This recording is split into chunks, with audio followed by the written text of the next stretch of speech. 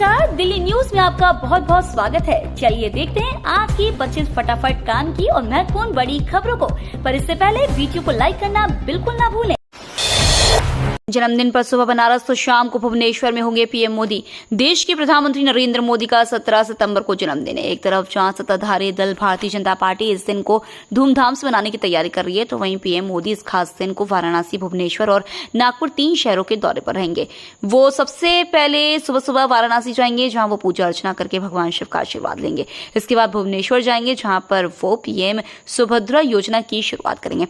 फिर पीएम मोदी नागपुर जाएंगे। वहीं प्रधानमंत्री नरेंद्र मोदी के जन्मदिन को बीजेपी देश भर में बड़े स्तर पर मनाने की तैयारी कर रही है।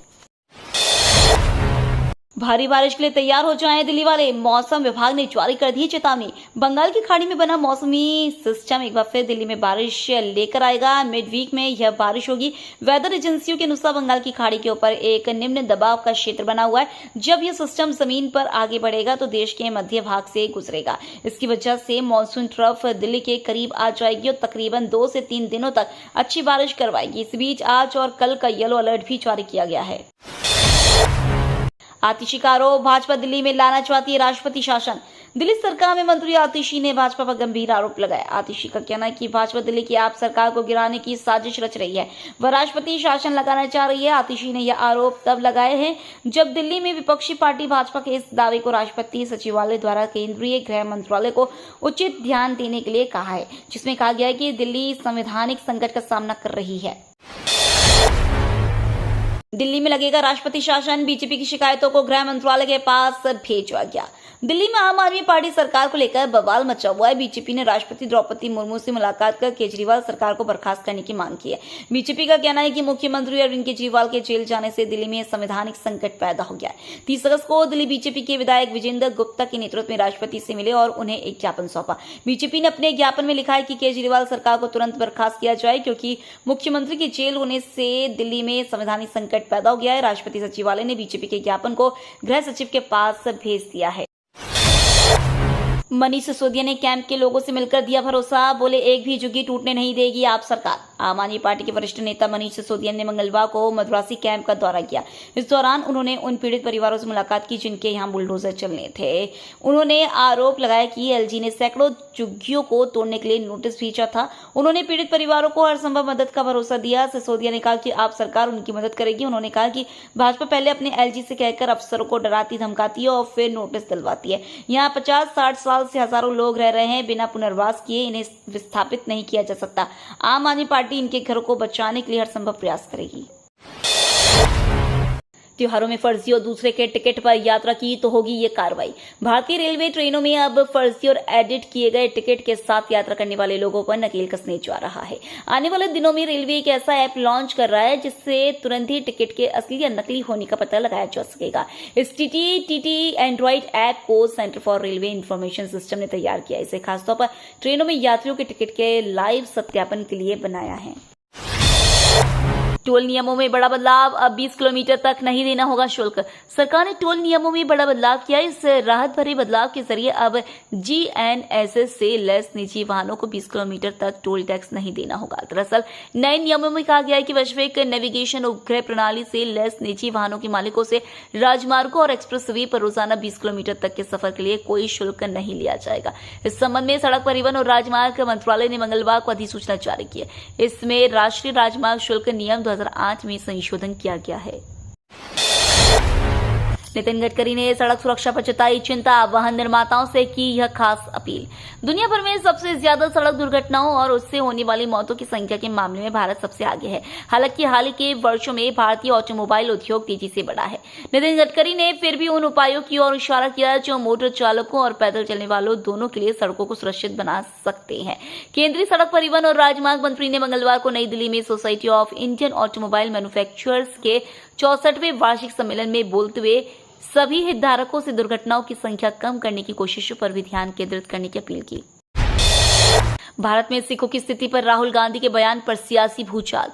लोकसभा में नेता विपक्ष और कांग्रेस सांसद राहुल गांधी अमेरिका में सिख धर्म पर दिए गए बयान को लेकर विवादों में आ गए हैं। उन्होंने सिख धर्म की आजादी की पर दिए अपने बयान से राजनीतिक भूचाल ला दिया है। बीजेपी ने इस मुद्दे को आड़े हाथ लिया है और 1984 के सिख विरोधी दंगों का मुद्दा भी गरमा गया है। राहुल गांधी ने अमेरिका के वर्जीनिया में एक कार्यक्रम में कहा कि भारत में लड़ाई इस बात की है कि क्या एक सिख को पगड़ी पहनने दी जाएगी, क्या एक सिख को कड़ा पहनना या गुरुद्वारे जाने की इजाजत होगी। उन्होंने कहा कि यह लड़ाई सिर्फ सिखों के लिए नहीं बल्कि सभी धर्मों के लिए है। लालू की बेटी रोहिणी आचार्य ने केंद्रीय मंत्री का नाम रखा गिदराज। राष्ट्रीय जनता दल के अध्यक्ष लालू प्रसाद यादव की बेटी रोहिणी आचार्य लोकसभा का चुनाव हारने के बाद वापस सिंगापुर लौट गई, लेकिन सोशल मीडिया पर वह हमेशा नजर आती है। सोशल मीडिया से वह लगातार सत्ता पक्ष के नेताओं पर हमलावर होती नजर आती रहती है। ऐसे में रोहिणी आचार्य ने अब केंद्रीय मंत्री गिरिराज सिंह पर निशाना साधा है। उन्हें एक नया नाम गिदराज जी देते हुए पुरानी बात याद दिलाने की कोशिश की है। राहुल के बयान पर हरदीप पुरी का पलटवार, बोले सिखों को खतरा सिर्फ राजीव गांधी के कार्यकाल में हुआ था। राहुल गांधी ने अमेरिका में एक कार्यक्रम में कहा कि भारत में इस बात को लेकर लड़ाई है कि क्या एक सिख को पगड़ी या कड़ा पहनने की अनुमति दी जाएगी या नहीं, या एक सिख को गुरुद्वारे में जाने की अनुमति दी जाएगी या नहीं। केंद्रीय मंत्री हरदीप सिंह पुरी ने राहुल गांधी के इस बयान की कड़ी आलोचना करते हुए इसे पूरी तरह से झूठ और बेबुनियाद बातें बताई।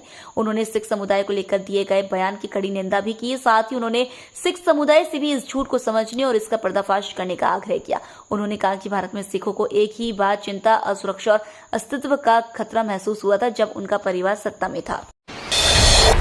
अब अमेरिकी डिफेंस कंपनी के साथ मिलकर टाटा बनाएगी C-130J। भारत का टाटा ग्रुप और अमेरिकी कंपनी लॉकहीड मार्टिन मिलकर एक खास काम करने जा रहे हैं। दोनों कंपनियां मिलकर भारत में एक खास तरह की सुविधा बनाने जा रही है जहां हवाई जहाजों की मरम्मत और मेंटेनेंस होगी। यह सुविधा खासतौर पर C-130J सुपर हरक्यूलिस विमानों के लिए होगी जो भारतीय वायुसेना के पास है। इसके साथ ही दुनिया भर के दूसरे देशों के पास जो C-130J विमान है उनकी मेंटेनेंस भी यहीं हो सकेगी। यह पहली बार है जब भारत में किसी बड़ी विमान कंपनी द्वारा मरम्मत और रखरखाव की सुविधा स्थापित की जा रही है। नहीं होने देंगे संसाधनों की कोई कमी, ANRF की पहली बैठक में बोले पीएम मोदी। प्रधानमंत्री नरेंद्र मोदी ने मंगलवार को अनुसंधान नेशनल रिसर्च फाउंडेशन की गवर्निंग बॉडी की पहली बैठक की अध्यक्षता की, जिसमें उन्होंने देश के रिसर्च इकोसिस्टम में बाधाओं की पहचान करने और उन्हें दूर करने की आवश्यकता पर जोर दिया। उन्होंने देश के वैज्ञानिक समुदाय को विश्वास दिलाया कि उनके प्रयासों के लिए संसाधनों की कोई कमी नहीं होगी। प्रधानमंत्री कार्यालय की ओर से जारी बयान के मुताबिक बैठक में भारत के विज्ञान और प्रौद्योगिकी परिदृश्य और अनुसंधान और विकास कार्यक्रमों के पुनर्डिजाइन के बारे में चर्चा पर ध्यान केंद्रित किया गया। जो राम को लाए हैं गाने वाले कन्हैया मित्तल कांग्रेस में नहीं जाएंगे। जो राम को लाए हम उनको लाएंगे। भजन गाने वाले कन्हैया मित्तल ने मंगलवार को कांग्रेस में शामिल होने के अपने फैसले को वापस लेने का ऐलान किया है। उन्होंने इस संबंध में बयान जारी कर इस बात की जानकारी दी। उन्होंने कहा, कभी कभी कुछ लोगों से गलतियां हो जाती हैं, मैं भी उन्हीं लोगों में शुमार हूं।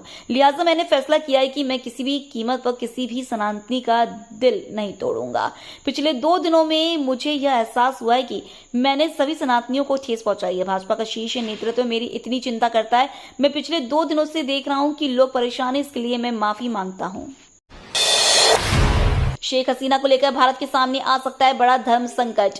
भारत की कूटनीति की असली परीक्षा अब शुरू होने वाली है, क्योंकि बांग्लादेश के अंतर्राष्ट्रीय अपराध न्यायाधिकरण ने भारत से अपनी अपदस्थ नेता शेख हसीना के प्रत्यर्पण की कवायद तेज कर दी है। न्यायाधिकरण के मुख्य अभियोजक मोहम्मद ताजुल इस्लाम ने कहा है कि वह जल्द ही शेख हसीना को वापस लाने के लिए एक कानूनी प्रक्रिया शुरू करेंगे। अगस्त में बड़े पैमाने पर हुए विरोध प्रदर्शन में कई छात्रों की मौत हो गई थी। इसके कुछ दिन बाद बांग्लादेश के प्रधानमंत्री पद से शेख हसीना इस्तीफा देकर भारत आ गई थी। शेख हसीना के देश छोड़ने के बाद उन पर कई मुकदमे दर्ज किए गए। ऐसे में सवाल उठता है कि क्या भारत बांग्लादेश की मांग मानने के लिए बाध्य है।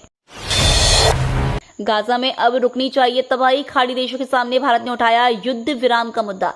GCC मीटिंग के लिए रियाद पहुंचे भारतीय विदेश मंत्री एस जयशंकर ने गाजा में चल रहे भीषण नरसंहार पर चिंता जताई। उन्होंने कहा कि गाजा में मौजूदा स्थिति भारत की सबसे बड़ी चिंता है। उन्होंने खाड़ी देशों के सामने भारत का पक्ष रखते हुए कहा कि हम इस क्षेत्र में जल्द से जल्द संघर्ष विराम का समर्थन करते हैं। गाजा पट्टी में इजराइल और हमास के बीच पिछले 11 महीनों से भयंकर युद्ध चल रहा है। इस कत्लेआम में अकेले गाजा में 42,000 से ज्यादा लोग मारे जा चुके हैं। गाजा पट्टी का पूरा इलाका शमशान घाट में तब्दील हो चुका है। दिल्ली में बाबा बागेश्वर का सजा दिव्य दरबार, श्रद्धालु ने लगाए जयकारे। लालबाग का राजा ट्रस्ट की ओर से बुराड़ी में आयोजित गणेश महोत्सव में बड़ी संख्या में भक्तों ने पूजा अर्चना की। यहां बागेश्वर धाम के बाबा धीरेन्द्र शास्त्री के दिव्य दरबार का आयोजन किया। यही नहीं, पंडालों और घरों में श्रद्धालुओं ने गणपति बप्पा के जयकारों के साथ मध्य पूजा अर्चना की। बुराड़ी में लालबाग का राजा ट्रस्ट की ओर से बुराड़ी में आयोजित गणेश महोत्सव में बागेश्वर धाम के बाबा धीरेन्द्र शास्त्री ने भक्तों को आशीर्वाद दिया और उन्हें भगवान गणेश की उपासना की प्रेरणा दी। उनके प्रवचन और आशीर्वाद ने महोत्सव को आध्यात्मिक रूप से समृद्ध बना दिया और भक्तों के दिलों को छू लिया।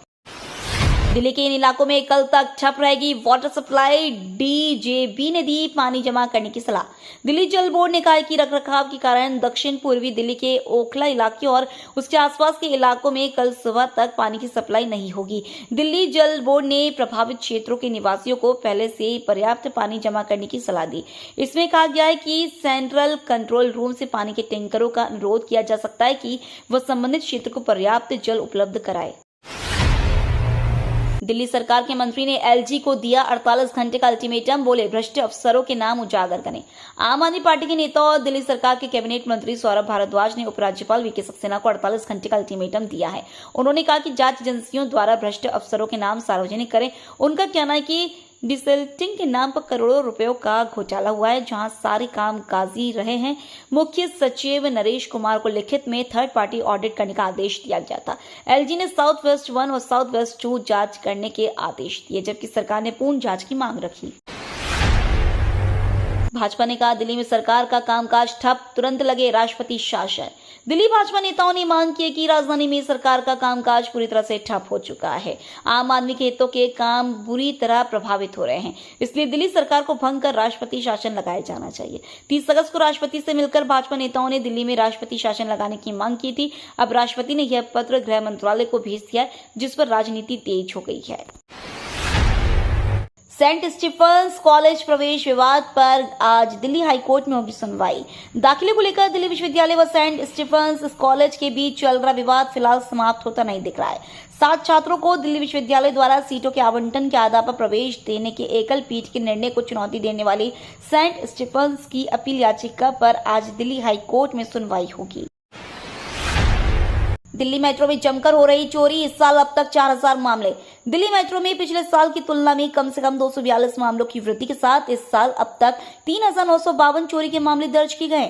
दिल्ली पुलिस के आंकड़ों के अनुसार पिछले साल 8 सितंबर तक दिल्ली मेट्रो में चोरी के कम से कम 3709 मामले दर्ज किए गए थे। आधिकारिक सूत्रों ने बताया कि चोरी के कई मामलों में यात्रियों और मेट्रो कर्मचारियों की जेब काटना, मोबाइल फोन, पर्स या अन्य कीमती सामान गायब है। पहलवान बजरंग पुनिया पहुंचे दिल्ली हाईकोर्ट, नोएडा के आदेश को दी चुनौती। अक्टूबर में अल्बानिया में सीनियर विश्व कुश्ती चैंपियनशिप होनी है। इससे पहले पहलवान बजरंग पुनिया ने दिल्ली हाईकोर्ट का दरवाजा खटखटाया है। वजह खुद को बहाल कराना है, क्योंकि नोएडा यानी राष्ट्रीय डोपिंग रोधी एजेंसी ने उन्हें निलंबित किया हुआ है। वो इसी निलंबन को चुनौती देने के लिए दिल्ली हाईकोर्ट पहुंचे हैं। जम्मू कश्मीर इलेक्शन में प्रचार करेगा बारामूला सांसद इंजीनियर राशिद। टेरर फंडिंग मामले में मिली अंतरिम जमानत। जम्मू कश्मीर में टेरर फंडिंग मामले में आरोपी और बारामूला के सांसद इंजीनियर राशिद को जमानत मिल गई है। दिल्ली के पटियाला हाउस कोर्ट ने मंगलवार को राशिद की जमानत मंजूर कर ली है। उसे जम्मू कश्मीर में होने वाले विधानसभा चुनाव प्रचार के लिए जमानत दी है। अदालत ने इसकी नियमित जमानत याचिका पर अपना आदेश कल के लिए सुरक्षित रख लिया है। अदालत ने इससे पहले 5 जुलाई को राशिद को जम्मू कश्मीर के बारामूला निर्वाचन क्षेत्र से लोकसभा चुनाव जीतने के बाद शपथ लेने के लिए हिरासत में पैरोल दी थी। दिल्ली एनसीआर में हो रही झमाझम बारिश, भारी रिंग समेत कई इलाकों में लगा जाम। दिल्ली एनसीआर में बारिश शुरू हो रही है। बारिश होने से लोगों को गर्मी और उमस से राहत मिली है। उधर वर्षा के दौरान भारी रिंग रोड पर भलसवा के पास भीषण जाम लगा हुआ है। इस दौरान वाहन जाम में फंसे हुए हैं। मौसम विभाग ने अगले कई दिनों के लिए हल्की से मध्यम स्तर की वर्षा का येलो अलर्ट जारी रखा है। ये तो थी आज की बड़ी खबरें। रोजाना ऐसी ही सबसे पहले अपडेट पाने के लिए चैनल को सब्सक्राइब करना बिल्कुल ना भूलें। धन्यवाद।